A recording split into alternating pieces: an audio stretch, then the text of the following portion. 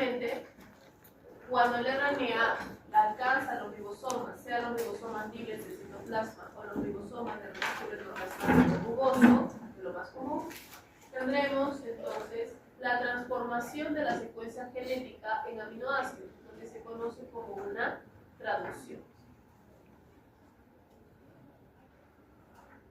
Después del descubrimiento de la estructura de ADN en el 53, hubo una revolución en lo que es la biología, incluyendo la separación como tal de la biología molecular y también el descubrimiento de muchas técnicas y nuevas tecnologías.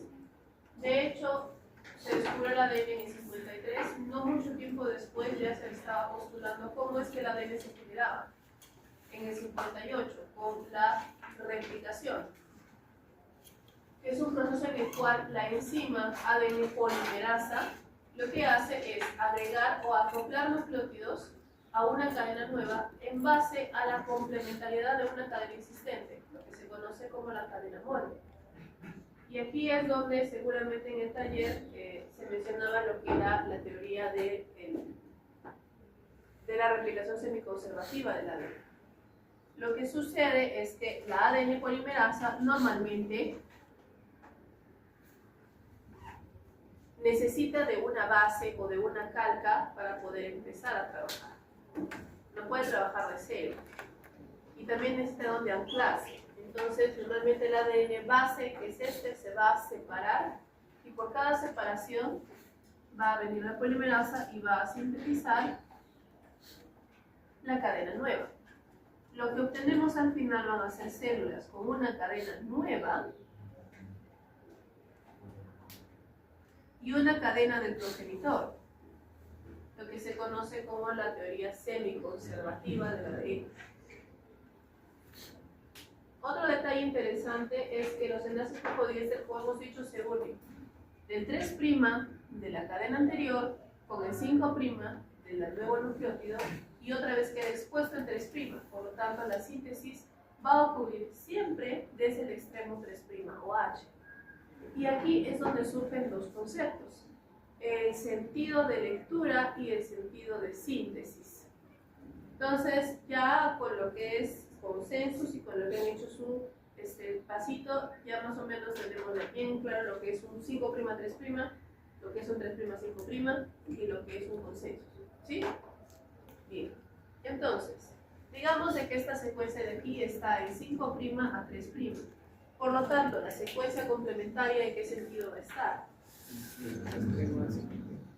3', 5'. Pero hemos dicho de que la polimerasa tiene que ir acoplando al extremo 3' de la cadena a medida que va creciendo. Por lo tanto, ¿en qué sentido está yendo la polimerasa? ¿De acá a acá o de acá para acá? De acá para acá. ¿Sí? Porque el que queda libre siempre es el 3' y va agregando. Esto de acá, el sentido en el cual va leyendo, es este. O sea, acá se encuentra la polimerasa y va para arriba. Este de acá es el sentido de lectura. ¿Cuál es el sentido de lectura? El de esta cadena que va leyendo, que es 3' a 5'. Y al mismo tiempo, el sentido en el que va agregando las cadenas complementarias del otro lado está en el sentido opuesto, que es el sentido de síntesis.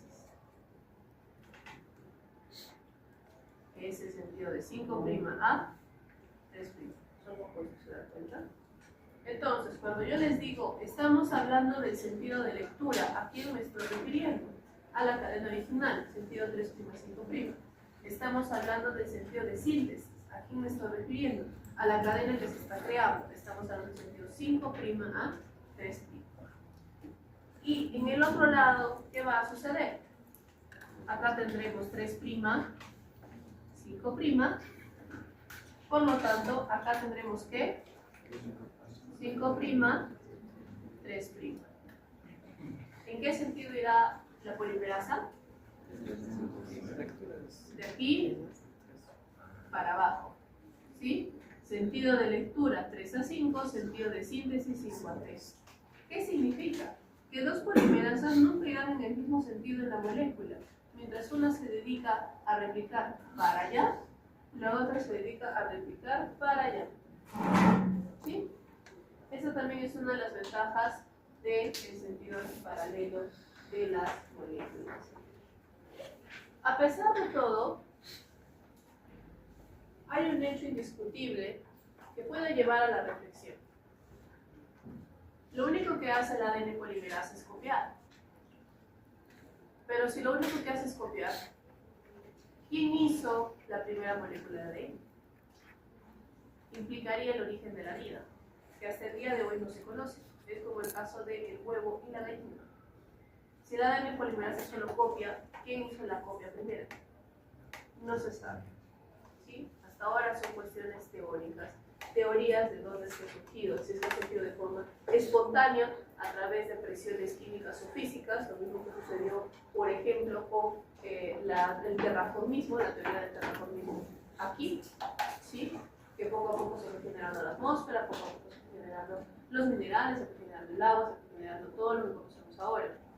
Y la otra teoría, que es la teoría de origen externo, es decir, de que todo lo que tiene la Tierra ahorita ha venido a punta de meteoritos que se han ido acoplando a un meteorito más grande que la Tierra y que han traído los componentes necesarios para que esto suceda. Significa de que ya existía, ¿no?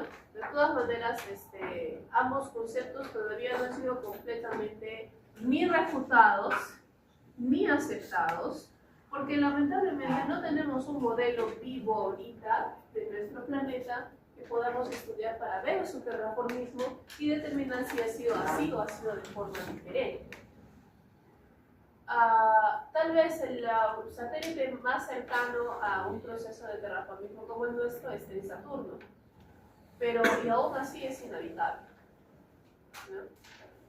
Entonces, cuando las probabilidades se hacen tan pequeñas, como es el caso de nuestra existencia, normalmente la gente tiende a pensar de que no fue una coincidencia, ¿no? Las teorías estadísticas. Pero bueno, ya, eso es para al menos 3 temporadas de National Geographic, no para acá. Muy bien. Entonces, acá tendremos lo que son los genes y las unidades básicas funcionales. Entonces, dentro del genoma, lo que presentó un mayor interés una vez que se secuenció el genoma fueron los genes. Como hemos visto, el dogma de la biología molecular se centra o motiva a los genes, porque estos son los que producen las proteínas. Y las proteínas son lo más interesante del cuerpo humano, de las células, porque esas son las que cumplen las funciones. En su momento, cuando se hizo, en este caso, el secuenciamiento que hemos visto en imágenes anteriores, se creía que por cada proteína había un gen. Hoy en día sabemos de que por cada gen hay varias proteínas y que estas son modificables. Normalmente quien transporta esa información es el RNA. El RNA es una molécula linealmente diferente al DNA, dado que vamos a tener una ribosa en lugar de desoxirribosa en su estructura y vamos a tener un uracilo en lugar de una timina. Estos son, especialmente la uraciloportimina, hasta cierto punto son mecanismos de defensa naturales. ¿Por qué? Porque al tener esta diferencia entre uno y otro, nos aseguramos de que si encontramos RNA en el genoma, es decir, si encontramos un uracilo por esos motivos en el genoma, hay un problema. Normalmente estos problemas pueden estar asociados a priones, a virus y a otros componentes. Entonces, es una señal de alerta. No tendría por qué haber un uracilo en un genoma. Y al mismo tiempo la molécula del RNA es una molécula fácilmente degradable, no solo porque es monocatenaria, es muy lábil a lo que son algunas nucleasas, es decir, enzimas que destruyen el material genético. Por lo tanto, el RNA es pasajero, a diferencia del DNA que es estable. Imagínenselo como que tuvieran un libro del cual solo existiera una única copia en todo el mundo. Obviamente no vamos a usar ese libro directamente. Vamos a sacar fotografías, vamos a sacar copias, vamos a sacar separatas, vamos a transcribir pedazos y el libro lo dejamos intacto. Igual, normalmente el RNA surge a través de la expresión genética, es decir, que un gen activa su proceso de transcripción, se genera el RNA para ese gen, se usa y se elimina. El gen en el genoma queda protegido y sin enterarse del problema, Y del RNA podemos hacer lo que queramos nosotros, es decir, se generan varias copias, se traduce varias veces una sola copia o simplemente se degrada. De hecho, en la célula existen ciertos procesos que hacen que se generen RNAs constantemente y se borren constantemente sin traducirse, por si acaso. Entonces, algunos genes funcionan de esta manera. Otro detalle es justamente cómo es de que funcionan los genes en los eucariotas. Como nosotros somos organismos más complejos, es una apuesta muy grande que seamos totalmente indefensos ante estímulos mutagénicos. En el mundo hay varios, empezando por las famosas radiaciones, ionizantes y no ionizantes. ¿Por qué usan bloqueador todas las mañanas? Y si no usan, qué barbaridad. ¿Por qué deberían usar bloqueador todas las mañanas? ¿Casa de quién? Con rayos solares. Y bueno, pues el bloqueador no se quedó con el hombre. ¿Por qué no antes usábamos bloqueador? Diríamos, nuestra capa de ozono nos defendía de la mayoría de rayos ionizantes, que son los UVA y UVB. Cierto. Pero también es el hecho de que, independientemente de eso, antiguamente la gente se envejecía mucho más rápido en apariencia por el sol. Eso nunca ha cambiado. Y es que los rayos UVA-UVB dañan el material genético de las células. Cuando el material genético de las células se daña, la célula automáticamente entra en un estado de autodestrucción y muere. Y tiene dos caminos. O decide no volver a dividirse y se queda ahí hasta su muerte, o decide morir y que una nueva célula la reemplace. En uno de los casos, como la célula ya no se divide, la célula pierde turgencia, pierde líquidos, pierde muchas cosas, y es lo que ustedes conocen como las arrugas y la piel de anciano, ¿sí? Y el otro camino son células que siempre están en constante división, y una de esas divisiones, la ADN polimerasa puede equivocarse, se chispotea, genera mutaciones y la célula genera cáncer. Por eso es de que es más peligroso que una persona vaya a la playa y se pele bien pelado todo un fin de semana, porque incentiva la división celular, ¿no? Es un arma de doble filo. En este caso, entonces, esos son solamente uno de los procesos que pueden generar mutaciones, y en nuestro caso es peligroso, como hemos dicho.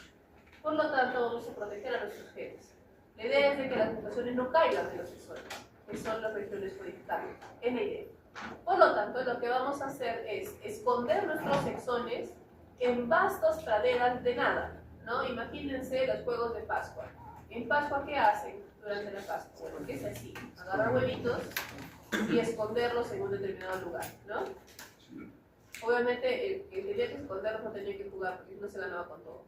Total, de que en este caso, igual, vamos a esconder los exones, que son secuencias relativamente pequeñas, estamos hablando de 300, 400, máximo 500 pares de bases, entre intrones, que son secuencias que pueden llegar tranquilamente a 25.000 pares de bases. Por lo tanto, probabilísticamente es más fácil que una mutación alcance un intrón, que no codifica nada, a que alcance un exón, que sí codifica algo. Por lo tanto, es un mecanismo de defensa. Independientemente de eso, cuando nosotros ya tenemos un gen, tenemos una parte que es la parte reguladora llamada el promotor. El promotor es el que atrae a la maquinaria de transcripción, la RNA polimerasa, y lo ancla al material genético. También es el punto activado cuando existe la inducción de la expresión de un gen. Por lo tanto, un gen sin promotor va a necesitar el promotor de otro gen, o si no, no se expresa. ¿Sí? ¿Okay? Luego tenemos lo que son los exones y los intrones separados.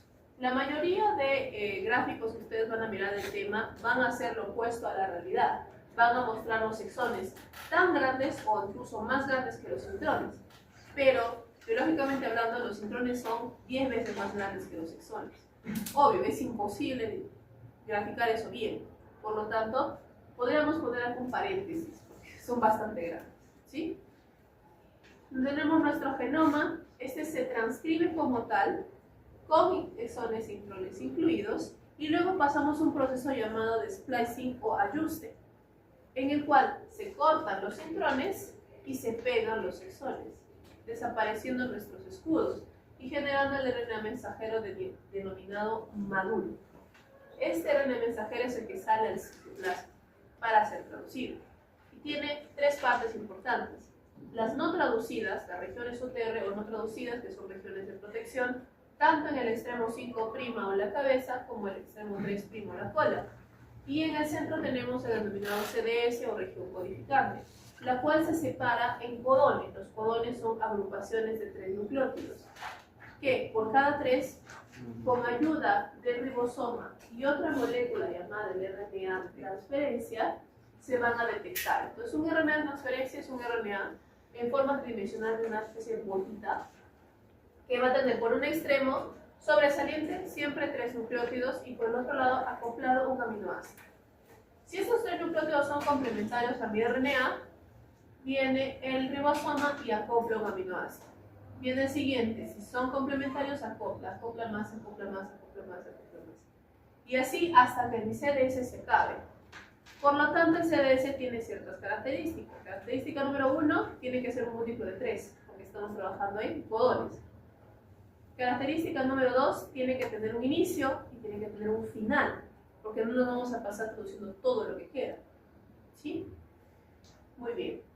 Entonces, en este caso, y finalmente el CDS tiene que estar flanqueado e íntegro para que se pueda traducir. Por eso es de que existen las regiones no traducidas para protegerlo. En este caso, como pueden apreciar, un gen que puede empezar en su DNA de un tamaño bastante grande, al final, como un aminoácido, es muy reducido. ¿Sí? Entonces, acá tenemos el famoso código, el código de codones, en donde ciertos grupos de codones van a dar los aminoácidos. En algunos casos, el mecanismo de defensa y también por facilidad es de que algunos aminoácidos tienen más de un codón. ¿Cómo nos ayuda esto? No siempre vamos a tener que tener miedo, por ejemplo, si pasamos de un CTT o un CUU a un CUC, ¿importa? No importa, porque seguimos teniendo una leucemia. Eso es lo que se conoce como una mutación silenciosa. Y son mutaciones que pueden soportar nuestro genoma. Sin embargo, si tenemos, por ejemplo, un CUU a un CCU, claro que importa, porque hemos pasado de una leucina a una prolina. Dadas las circunstancias, puede que el plegamiento de nuestras proteínas sea diferente. Y si es diferente, podemos cambiar su función, que es donde surgen tanto las enfermedades como los procesos evolutivos.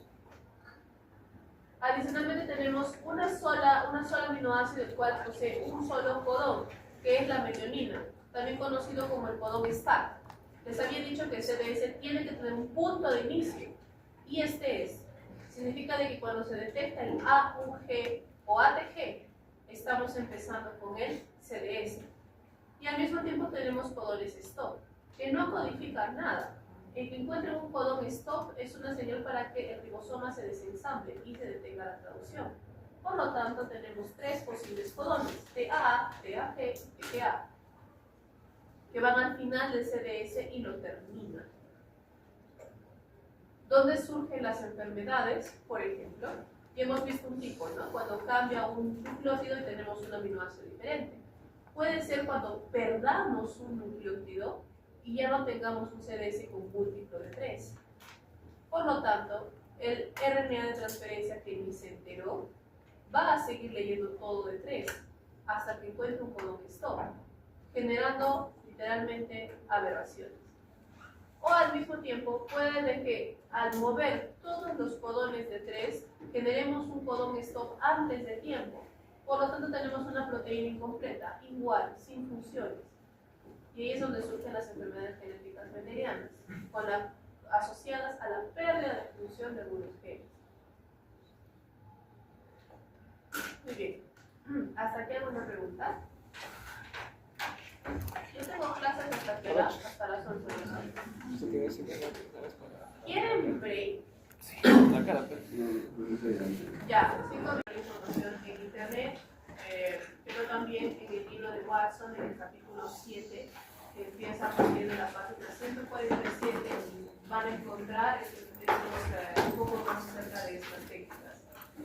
tenemos ahí lo que es electroforesis, PCR, entre otras técnicas, ¿no? No hay necesidad que estudien, por ejemplo, clonación, microarray, ni de ese estilo, porque eso ya son para, por ejemplo, biólogos moleculares o ingenieros genéticos. Es muy avanzado para ustedes, entonces no necesitan. Lo que más se acerca a lo que vamos a descubrir el día de hoy. ¿Okay? Adicionalmente a eso tenemos lo que es proyectos en humanos, que ya lo están mirando también en prácticas esta semana, y que les he dejado una lectura en Google para que puedan enfocarse un poco más ahí, porque en el libro no habla mucho del tema como tal. ¿Okay? Empecemos entonces. Las técnicas de biología molecular irónicamente surgieron antes del descubrimiento de la estructura del ADN, porque ya conocíamos al menos componentes y algunas características fisicoquímicas del mismo.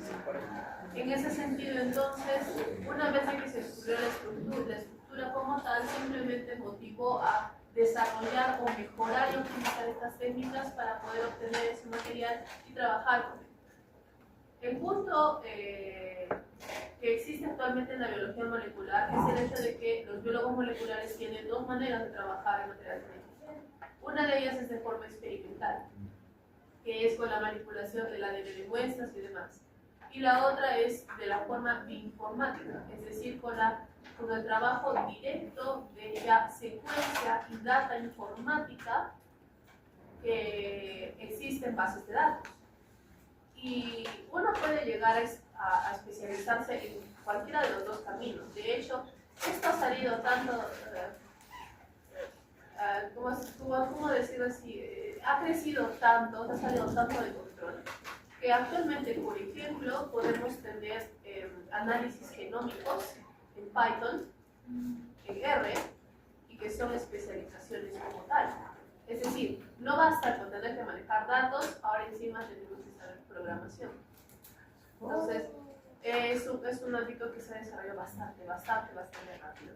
Y por otro lado, lo que se refiere a laboratorio, por ejemplo, ustedes sabrán mejor que nadie que hubo una época que ya podemos decir que hace años, que es una época reciente, en que estaba de moda que las personas hicieran un cepillado bucal y se hicieran secuenciamiento de su genoma por $1000 y descubrieran si tenían cosas, que les pertenecían, que les gustaba y un enorme etcétera, ¿no? Entonces, pensar de que el proyecto Genoma Humano tomó de 1992 para todo el genoma hasta el 2003, estamos hablando de al menos 10 años, y ahora nos dan nuestro genoma en casa, ya, échenle un mes porque estamos en Perú, ¿no? Es muy solo de una semana. Entonces se dan cuenta del cambio, ¿sí? Muy bien. Todo empieza con técnicas básicas. La primera que vamos a ver ahora es extracción de ADN. ¿Sí? Entonces, en extracción de ADN, para poder extraer ADN tenemos que considerar ciertos detalles, ¿no? Obviamente, al ser una molécula que existe, podemos obtenerla y podemos aislarla y trabajarla. En primer lugar, existen ciertos principios básicos que van a estar formados en función de las características del ADN. Por ejemplo, primera característica, el ADN tiene carga negativa por sus enlaces fosfodiéster. Si tiene carga, empezando por ahí, va a tener que ser soluble en solventes polares, es decir, solventes con carga. ¿Cuál es el solvente polar por excelencia? El agua. Entonces, el ADN es soluble en agua. Mientras que los otros componentes celulares que no son solubles en agua, el ejemplo más común, una membrana celular, que no son lípidos, serán solubles en componentes apolares. Por lo tanto, ya podemos separar el ADN de los demás de algunas partes celulares por su solubilidad. Y esa es una de las bases para la extracción del ADN. Entonces, dentro de los primeros conceptos, lo primero que tenemos que saber para extraer ADN es escoger la muestra biológica correcta y adaptarnos y movernos a partir de ahí. Eso significa de que no todas las muestras biológicas van a comportarse igual al tratar de sacar material genético. No es lo mismo sacar material genético de sangre que de orina, que de un huesito viejo, que de un pedazo de tela, que de una muestra de cabello, etc. ¿Sí? En En algunos tendremos ADN íntegro en gran cantidad, porque hay gran cantidad de células. En otros casos tendremos otros interferentes en altas concentraciones, como es en la orina, en la urea, el ácido úrico y otros componentes. En otros casos vamos a tener componentes adicionales, como en el caso de las heces y de las plantas, que tienen altos niveles de azúcares y polisacáridos, que para nuestra mala suerte son solubles en agua, así que es difícil separarlos del ADN. Y finalmente muestras que están degradadas, ¿no? No sé si ustedes tengan la costumbre de mirar National Geographic o History Channel. Algunos sí. Interesantemente, al principio creíamos de que History Channel era un canal de alto prestigio científico. Mentira. Podría ser básicamente el precursor de los miles de canales de videos informativos que existen en YouTube. Dígase, los científicos que encontraron, que querían averiguar si el manto de Turín tenía realmente la sangre de Cristo. Eso ya era una receta por desastre. En primer lugar, ¿de dónde sabemos que la sangre de Cristo? A lo mucho que vamos a llegar es poder secuenciar el material genético. Ya su objetivo era secuenciar el material genético y compararlo con una muestra de sangre seca que se encontraba en el cáliz empedrado, que le llamaban el cáliz de la Alianza de la Última Cena, que se encuentra en Valencia, y otro tipo de reliquias cuya veracidad está en entredicho. ¿Okay? Una aproximación un poco más razonable era compararlo genéticamente con ancestros en la zona del Medio Oriente. Si coincidía con los perfiles ancestrales más antiguos, pues sí, ¿no? No podíamos decirle que era Jesucristo, pero al menos podemos decirle que venía del Medio Oriente. Ya es algo, ¿verdad? Ya es algo. Porque una gran teoría era de que Manto de Turín había sido pintado por Leonardo da Vinci en aproximadamente 1300. Entonces, ya es algo. Una hora y media después del floreo, resulta que el ADN que sacaron de la muestra de Manto de Turín, que se tuvieron que pasar por muchos problemas para cortarle, qué sé yo, estaba contaminado de uno de los operarios. ¿Qué significa? Que era el ADN de uno de los del laboratorio y no había ADN en la muestra de nada, y ya no les quedaba nada y ahí quedó la historia. Fue trágico, o sea, una hora y media de nada. Ni siquiera quiero pensar en la. Ahí quedó el asunto. Entonces, esos casos en los que dices el ADN ya se degradó, ya fue ya. Hay inclusive series, por ejemplo, Cold Case, que justamente trabajan eso.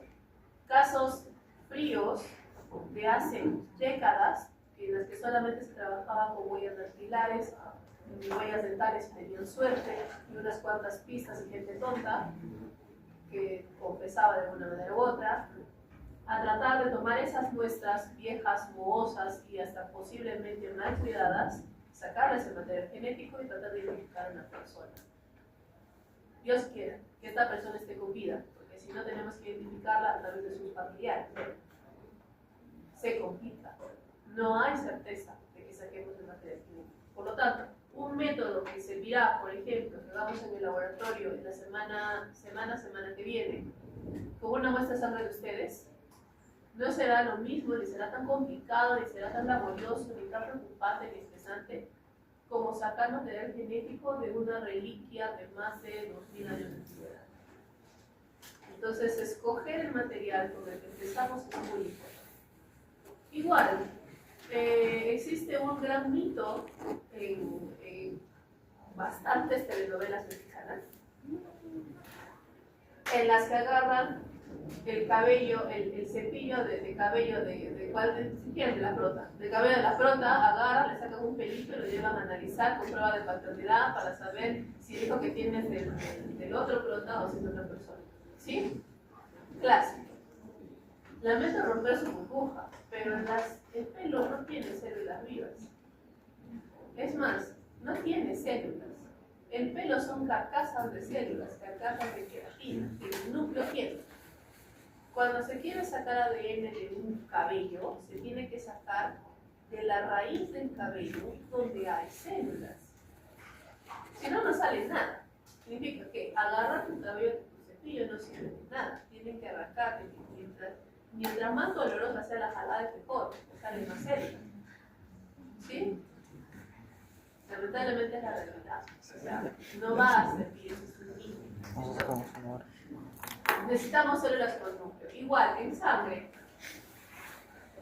Agarramos una sangre seca, la raspamos y la ponemos en el ADN. La realidad de la vida es de que se complica la historia porque para sacar ADN, ¿qué necesitamos? ¿Eritrocitos o leucocitos? Leucocitos, porque los eritrocitos no tienen núcleo. Entonces, trabajar con eritrocitos es fácil, insulso. ¿Sí? Perfecto. Entonces, obtener la muestra biológica y luego destruir la membrana nuclear y celular. Igual, acá total absoluta adaptabilidad. No es lo mismo que destruir una célula en suspensión, especialmente una célula animal que solo tiene membrana celular, con detergente y calor ya fue. Detergente arranca grasa, destruye completamente la membrana lipídica. No es lo mismo decir que voy a romper un pelo, que voy a romper un hueso, que voy a romper una vegetal. Los vegetales tienen pared celular, por lo tanto tenemos que ser un poco más toscos al momento de sacar el material genético. La idea es llegar a desgregar completamente el contenido celular y a partir de ahí procedemos a separar. Existen varias maneras de separar, vamos a ver ahora dos. Una de ellas es laboratorio adaptable, una de las primeras que es la técnica de fenolcloroformo alcoholisomílico y la otra es la técnica de columnas de sílica. Cada una con sus ventajas y sus desventajas. Entonces, curiosamente, volviendo al problema del manto de Turín, nunca me sentí tan decepcionada desde el programa que hicieron para encontrar el Arca de la Alianza. Y el Señor llegó dentro del Arca de la Alianza para que los señores del templo le digan de que no puede entrar, y ahí se quedó el programa. Y estoy hablando, ya ni siquiera 1 hora y media, 2 capítulos seguidos, son 3 horas de nada. Ni siquiera sabemos que ahí estaba, simplemente que ahí quedó. Bueno, decepción. Entonces, el método que utilizaron para el manto de Turín fue este método. ¿Por qué? Porque este método no es comercial, es fácilmente adaptable, los componentes son relativamente sencillos de conseguir y técnicamente se puede adaptar a cualquier muestra una vez que la tengan digerida. ¿Sí? Es el clásico, independientemente de lo que hagan, podemos usar esto una vez que tengan el jugo de células. ¿En qué se basa? El fenol, el cloroformo y el alcohol isomílico son solventes apolares. Por lo tanto, se unirán a los componentes apolares o lipídicos de las células y los separarán. Mientras que solamente quedará en los componentes polares el ADN, sales y azúcares. Por lo tanto, mezclamos esto con nuestro wafer de Mises, que está hecho de agua, chocolateamos bien, centrifugamos o dejamos esperar, lo que ustedes quieran, y se van a formar fases, donde tenemos 2 fases, la fase llamada fenólica o también la fase orgánica, que naturalmente es más pesada que el agua, es más densa, donde está mis fenol, mi cloroformo, mi alcohol isomílico, mis lípidos y mis proteínas degradadas. Algunas proteínas van a flotar a la interfase en forma de huevito cocido, porque eso es lo que son, proteínas denaturalizadas, que van a separarse de la fase acuosa, que está en la parte superior, que es donde vamos a tener al ADN, que es soluble en agua, a las sales de los azúcares, que también son solubles en agua. A partir de este punto podemos tomar esta solución y jugar un poco con la solubilidad del ADN para separarlo de las otras soluciones. ¿Sí? Bien.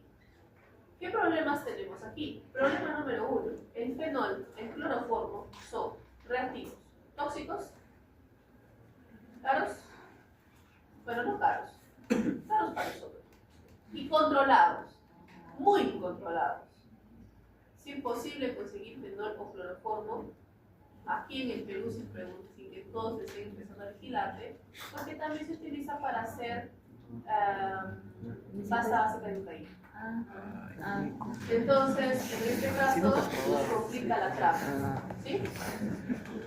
Por otro lado, hacer fenol es complicado porque el fenol es un mutagénico y es un mutagénico muy volátil, así que tenemos que trabajar en una cámara de extracción para no morir. Bueno, ¿quién puede? Puede. Otro detalle también es el hecho de que dependemos absolutamente de la mano de quien trabaja. ¿Por qué? Ustedes se acuerdan cuando hemos visto la clase de inducción, se acuerdan de las micropipetas, se acuerdan de las puntas de micropipeta. No les mostré, pero los tubos de los microtubos de 1.5 son de este tamaño. O sea, estos que ven acá, de este tamaño. Luego con esa pipeta, con esa punta, en ese tamañito, tienen que sacar este líquido sin tocar este, porque se contamina. Y esto considerado de que acá tenemos una buena cantidad de bacteriolisis. Me imagino que en el caso del pobre mata de Plin, estamos trabajando solo con esta cantidad. Entonces, persona primeriza no lo va a lograr. O si lo logra, solo va a usar la parte de arriba, todo lo demás lo va a perder por miedo a contaminarse. No debe contaminarse, si no se malogró todo, tiene que empezar a nuevo. Persona que está acostumbrada va a hacerlo todo.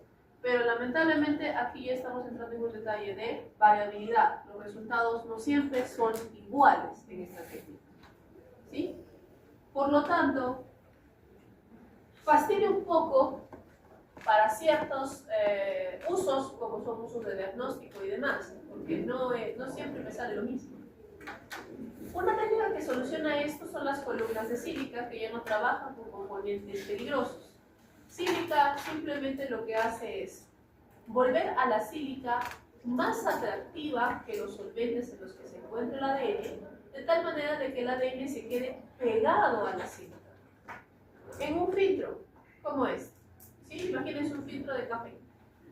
Igual, se queda un filtro como este. Toda la solución de bacteriolisis con los adaptadores para que sea más atractiva la sílica pasan a través, se bota. Y luego el ADN que está pegado se lava y se libera de la sílica y queda completamente puro, sin fenol, sin cloroformo, sin problemas de operario, sin nada. Suena maravilloso, de hecho es más rápido. ¿Dónde está el problema? Que para la técnica de sílica es una técnica comercial, que es adaptable solo a un tipo de muestra. Significa de que si tenemos sangre, será un kit. Si tenemos orina, será otro kit. Si tenemos heces, será otro kit. Si tenemos hueso, será otro kit. Y si no tenemos kit, pues ni modo, tiene que utilizar el cloroformo, como se entrega. ¿Sí? Otra de las desventajas es de que una vez usado el filtro no se puede reutilizar. Y ahí es donde entra la plata. ¿Cuánto cuesta un kit de unas 50 a 100 reacciones para ADN entero? Entre 2.000 y 3.000 soles. Está barato. Nos está saliendo aproximadamente 20 a 30 soles por reacción. Está barato. Hagamos antaño. ¿Se acuerdan del COVID? En el COVID existían dos maneras de sacar ADN, la manera automatizada y la manera no automatizada. No teníamos kit, tenías que trabajar con fenol cloroformo. Empezamos mal. Y la manera automatizada es que se trabaja con fenol cloroformo, pero en lugar de que una persona sacara y separara las fases, lo hacía una máquina. La máquina se malograba, separaba todo. Ahí. Cada una de esas reacciones, solamente en la extracción, costaba unos 30, también 40 soles, a pesar de que no era aquí, por culpa del robot. ¿No? Allá vamos ya. ¿De qué es en ese pensamiento? Su prueba molecular. Vamos 40 soles. Vamos bien.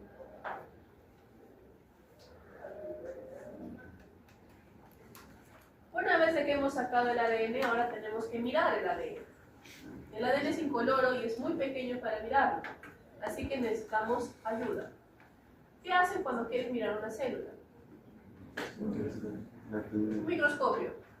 Hasta la pueden pintar, si es transparente, ¿no? La fijan, la tiñen y está ahí preciosa y visible. Vamos a hacer algo muy similar con el ADN, pero también vamos a agarrar la ventaja de separar el ADN. Entonces, aquí, ¿quién tiene hermanitos chiquitos, primitos o qué sé yo? Ya, perfecto. O si no, acordémonos de nuestra chiquititud cuando teníamos 6, 5 añitos. ¿Cuál es la ventaja de todo niño? Al menos la ventaja que yo extraño es poder desaparecer en medio de una multitud. Pero nada más frustrante que estar en un concierto, haber ido al baño Aparte de que no sabes dónde están tus personas, las personas con tus amigos con los que has venido, nadie te da pase. No, por el baño. Tienes que estar ahí, permiso por todo el mundo. Me puedo pasar el resto del concierto y no voy a llegar a ninguna parte. Y si es una persona conocida, ¿para qué te moviste? No te muevas. Porque no me importa. ¿Dónde he visto suceder eso? En Aerosmith, no podemos ir por un centímetro. Si nos movemos ya, fue. Entonces. Pero una persona chiquita se agacha, no es absolutamente todo, va donde quiera. La pesadilla de todo padre, pero va donde quiera. Perfecto. Quedémonos con esa idea. Imaginemos de que vamos a tener dos moléculas de ADN, una molécula grande y una molécula chica, y que su concierto lleno de gente va a ser una superficie tipo un polímero. Este polímero puede ser agarosa, que es una forma refinada del agar-agar que se utiliza en microbiología, o en la gelatina que se come. ¿Sí? La idea es de que es una sustancia más densa que el agua. Y va a ser nuestro espacio que deben recorrer. Y los ponemos a caminar. ¿Quién va a llegar antes? Al otro lado. El chiquito, por ser chiquito, va a atravesar los poros del polímero, que es como un enmallado, y va a llegar al otro lado. Mientras que el grande se va a detener, va a pedir permiso, que no pasa, que no sé qué, y se va a quedar atrás. Por lo tanto, vamos a tener al final dos bandas. Moléculas pequeñitas y moléculas grandes. ¿Sí? Ahora, si a estas moléculas les agrego un colorante, en este caso un intercalante de ADN, que es una molécula que, como su nombre indica, se pega, se intercala el ADN y genera luz fluorescente, lo podemos ver. Es como que en el concierto yo haya decidido ponerme un sombrero de luces fluorescentes. Todos lo van a poder ubicar, ¿verdad? Bien. Perfecto. De eso se trata la electroforesis. Visibilidad y separación. Visibilidad, porque lo ponemos en un medio en el cual podemos teñirlo y se puede aplicar este colorante. Y separación para poder visualizarlo, especialmente si tenemos fragmentos de diferente tamaño. ¿Cómo hacemos que el ADN se mueva? A través de su carga. Hemos dicho que el ADN es de carga negativa. Por lo tanto, si aplicamos una carga positiva del otro lado de este gel, por atracción de cargas, haremos que el ADN se mueva. Y de eso se trata la electroforesis y todos los cambios y variantes que existen. El ADN se puede mover en un gel de agarosa de forma horizontal. Las proteínas se mueven en un gel de poliacrilamida de forma vertical. Podemos tener un gel que va a tener varias muestras a la vez y lo vamos a ver así rectangular. Podemos tener un gel en el cual solo vemos una única muestra que se llama electroforesis capilar. Solo un pedacito, una rajita, una franjita de ese tamaño. Podemos tener los que viajan en línea recta hacia el otro lado, o, por ejemplo, cuando en realidad no tenemos mucha diferencia de tamaños e igual la queremos ver, hacemos que vaya en zigzag. Y se llama electroforesis de campo pulsado. Y así dependiendo de nuestras necesidades. Podemos utilizar una electroforesis, por ejemplo, para verificar si después de todo nuestro trauma extrayendo ADN, tenemos ADN o no tenemos ADN. En el caso de los pobres señores del manto de Turing, para ver si tenían ADN, si el ADN estaba bueno, si estaba degradado, no tenían nada. Total. Podemos utilizarlo para visualizar un producto de PCR, para saber si nuestra PCR ha funcionado. Podemos utilizarlo para visualizar una prueba de paternidad o una prueba de identificación molecular. Podemos utilizarlo para diagnosticar una enfermedad, porque si hemos hecho una PCR tenemos que observar esa PCR de alguna manera. Es una técnica accesoria necesaria para observación. ¿Ok? Bien. Y ahora entramos al grosso, la reacción en cadena de la polimerasa. Entonces, si bien la replicación la vamos a ver en mucho más detalle a partir de la segunda unidad, ustedes ya tienen más o menos una idea de lo que es una replicación de la biología celular. Una replicación es la copia de material genético, antes que la célula se divida. ¿Se acuerdan de su examen de entrada? Existe una denominada fase S, fuera de la fase M, que es la mitosis, donde se copia el material genético. Bien. Aquí el actor más importante es la ADN polimerasa. una enzima que se encarga de acoplar los nucleótidos a partir de una cadena molde. Lo sabemos. Normalmente el proceso requiere de otras enzimas accesorias que abran la hebra de ADN, que acoplen a la ADN polimerasa, que la ADN polimerasa tenga un primer o cebador. Para acordarse esto es fácil. Cebador de cebo, de pescar pescado. Cebador, ¿el cebo para qué sirve? Para pescar pescado. Sin cebo no hay pescado, ¿sí? Muy bien. Es el punto de anclaje del pescado. Para las chicas, la versión en inglés, primer de maquillaje. Sin primer el maquillaje se va saliendo, no se ancla bien, ¿verdad? Muy bien. Igual, el primer o los primers o cebadores son fragmentos pequeños que se acoplan a la cadena molde y que sirven como punto de partida para la polimerasa. Sin eso la polimerasa no tiene certeza de dónde empezar. ¿Sí? Es bastante inútil si no tiene ayuda. Entonces, no tiene dónde empezar. Normalmente en la replicación, nuestro cuerpo genera cebadores al azar o random, que se unen en diferentes partes del genoma porque nuestro objetivo es copiar todo el genoma. ¿Sí? Sin embargo, la PCR, que ya fue una modificación realizada in silico o fuera de la célula, busca solamente copiar una parte delimitada del genoma. Por lo tanto, nuestros cebadores serán deliberadamente seleccionados para copiar esa parte. Es como que yo les diga, saquen una copia de su libro a partir de la página 145. Yo ya les dije a partir de la página 147. ¿Van a sacar la página 100? No, porque no les he pedido eso, les he delimitado lo que quieren. Si les hubiera dicho saquen una copia de sus libros, ¿qué hubieran hecho? Todo, exacto, ¿verdad? Bien.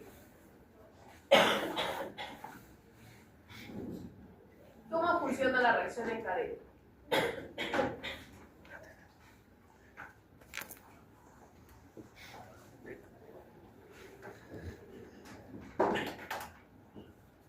Nosotros vamos a tener una reacción que va a repetirse varias veces. Como estamos fuera de la célula, la cantidad de enzimas que tenemos es muy limitada, así que nos vamos a valer de otros medios. A través de cambios de temperatura vamos a romper y unir los puentes de hidrógeno a nuestra necesidad.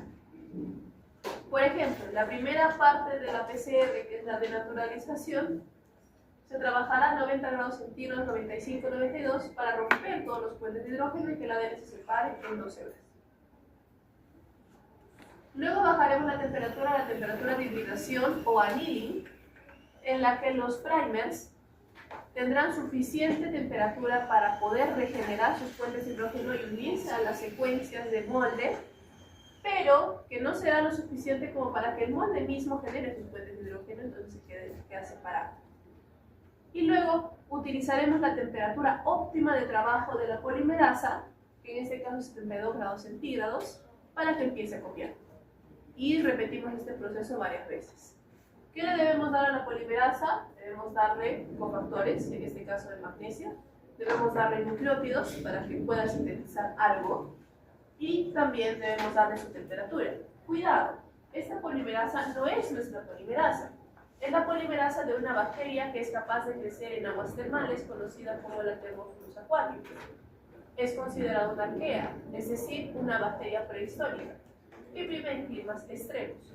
¿Por qué utilizar esta y no otra? Porque al trabajar a 72 grados centígrados, nos seguimos asegurando que nuestras cadenas molde permanezcan abiertas. Por lo tanto, ese ciclo se repite cada vez. Y el objetivo de la PCR es obtener muchas copias de un solo fragmento. ¿Sí? En lugar de copiar un libro entero, copiar una sola página, pero convertirla en una cadena que la pasen a toda la universidad.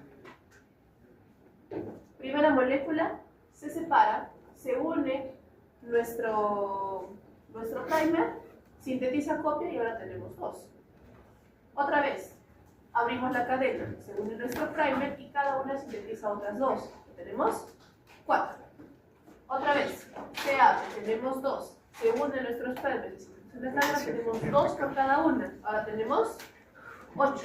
Otra vez, tenemos así y así cada 6.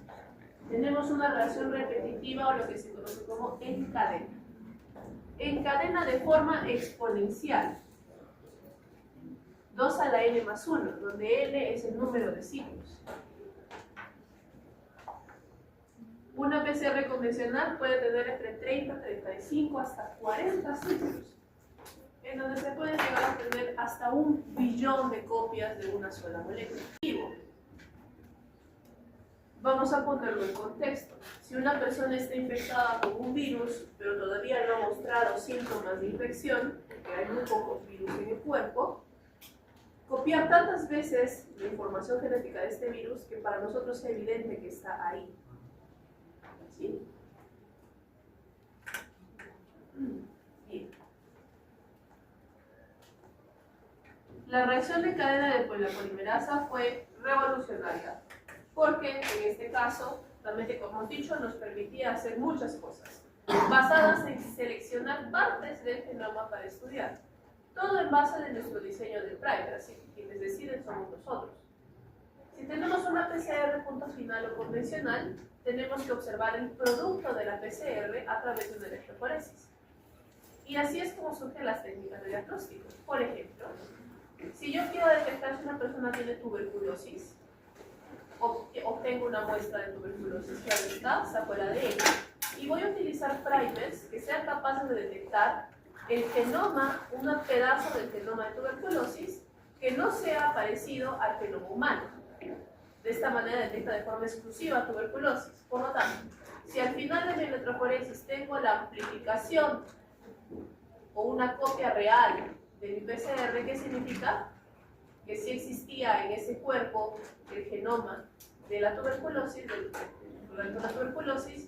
y conclusión, esa persona tiene tuberculosis. Y así para el Helicobacter, para VIH, para COVID, para lo que ustedes quieran. Igual, así es también como podemos obtener los pedazos repetitivos para poder hacer un ensayo de paternidad, porque no vamos a escoger todo el genoma, tenemos que escoger pedazos repetitivos que se reparten o que se comparten solo entre familiares. Y podemos determinar, dependiendo de cuántos tenga, si es papá, si es mamá, si es hermano, si es abuelo, etc. ¿Sí?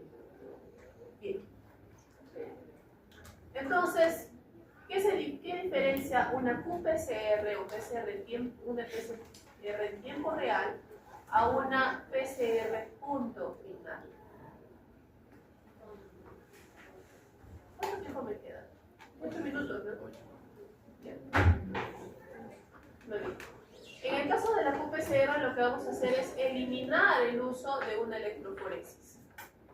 Para ello, cuando hagamos nuestra sonda, nuestro primer, vamos a acoplarle una molécula fluorescente que se libere una vez de que la polimerasa empiece a copiar. Como que tengamos una persona que cuando le demos la señal libere una linterna al cielo y se eleve. Y un lector desde arriba está mirando cuántas linternas han sido liberadas. Por cada linterna tenemos una copia. Por lo tanto, el lector lo que detecta es el número de unidades de fluorescencia que a medida de que van pasando los ciclos de reacción van subiendo, subiendo y subiendo y subiendo, hasta que se acaban nuestros reactivos y llega a un punto plató. Si nosotros tomamos ahora una muestra que sabemos que se va a producir o que se va a replicar hasta esta altura y la comparamos con la muestra de un paciente y están a la misma altura, podemos decir que tienen el virus en la misma cantidad de copias. Pero si se queda acá abajo, es porque no copió nada, entonces es negativo. Y ya decidimos sin mirar en electroforesis. Y esta es la técnica que se usa para detectar COVID. Lamentablemente es un poco caro. ¿Por qué? Porque tenemos que conseguir una sonda acoplada con una molécula fluorescente, tenemos que conseguir el lector acoplado a la PCR, que después es cara, y los reactivos adicionales. Habíamos dicho de que al principio la extracción de ADN eran 40 soles, ¿cierto? Ya, echémosle unos 120 ahora. 180.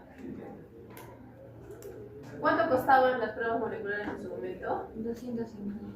Ya, ganancias y frustraciones para la empresa. Por eso algunas personas se quejaban de que era una ganancia, un margen de ganancia muy grande. Pero lamentablemente teníamos el problema de que vivimos en Perú. Conseguir estas cosas acá es complicado. En otros lugares es mucho más barato. El detalle es de que teníamos podíamos determinar si una persona tenía COVID antes de que el COVID empezara a multiplicarse. Lo que ninguna otra prueba podía hacer. Obviamente teníamos que estudiar todo este proceso, ¿verdad? Bien. Hasta acá nos vamos a quedar y hasta acá se